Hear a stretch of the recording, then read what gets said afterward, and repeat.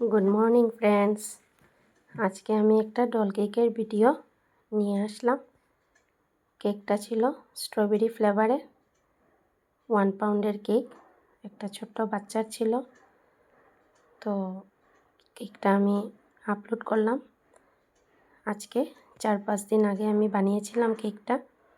তো আপলোড করার সময় পাইনি, তাই আপলোড করতে একটু সময় লাগে, কারণ ভিডিওগুলো বানাতে লাগে, একটু তৈরি করতে লাগে, তারপর ছাড়তে হয়।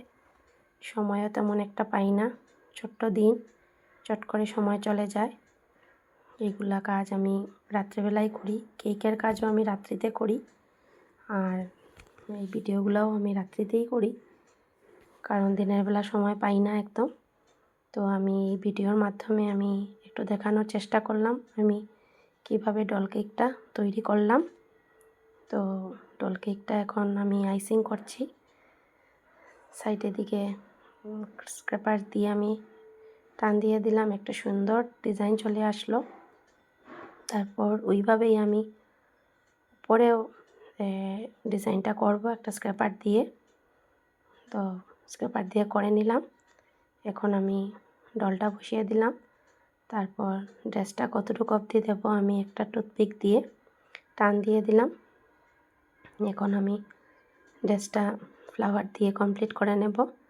যতটুকু টান দিয়েছি ততটুকুর ভিতরে, তাহলে ড্রেসটা একটু সুন্দর লাগবে আর কাজটা করতেও সুবিধা হবে। আর এই নাজাস দিয়ে ফ্লাওয়ার তো খুবই সুন্দর হয়, আমার তো এই নাজাস দিয়ে কাজ করতে খুবই ভালো লাগে।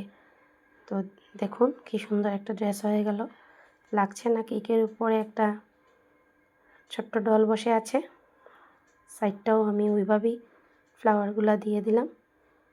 এখন পুরো ড্রেসটাকে আমি ক্রিম দিয়ে ভরে দেব।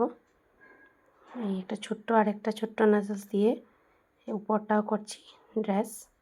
দেখুন কি সুন্দর একটা ডল বসে আছে কেকের উপর। কমপ্লিট হওয়ার পরে আরও সুন্দর হয়ে যাবে।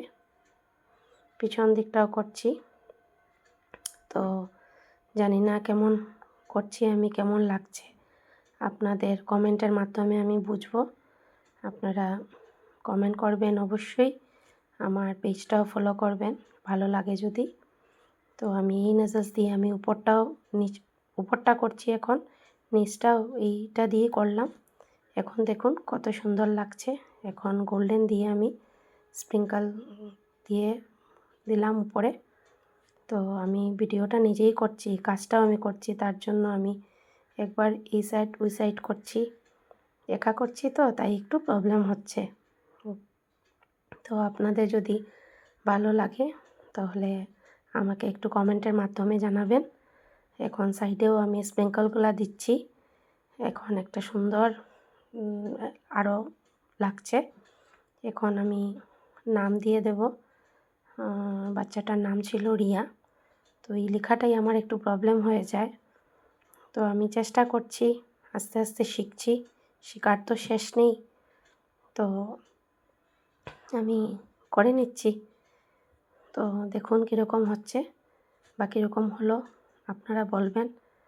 আপনারা যদি কমেন্ট করেন তাহলে আমিও উৎসাহিত হই, আমারও ভালো লাগে কাজ করতে, তাহলে আমি আরও বেটার করার চেষ্টা করব। এখন আমি বাটারফ্লাই বসিয়ে উপরটাকে একটু সাজিয়ে দিলাম। দেখুন লুকটা কীরকম লাগছে কেকটার। এখন একটা ট্যাগ বসিয়ে দিলাম। দেখুন কিভাবে হলো, আপনারা একটু বলবেন কমেন্টের মাধ্যমে। দেখুন আমার কেকটা পুরো কমপ্লিট হয়ে গেল। তো আপনার কেমন লাগছে বলবেন। টাটা।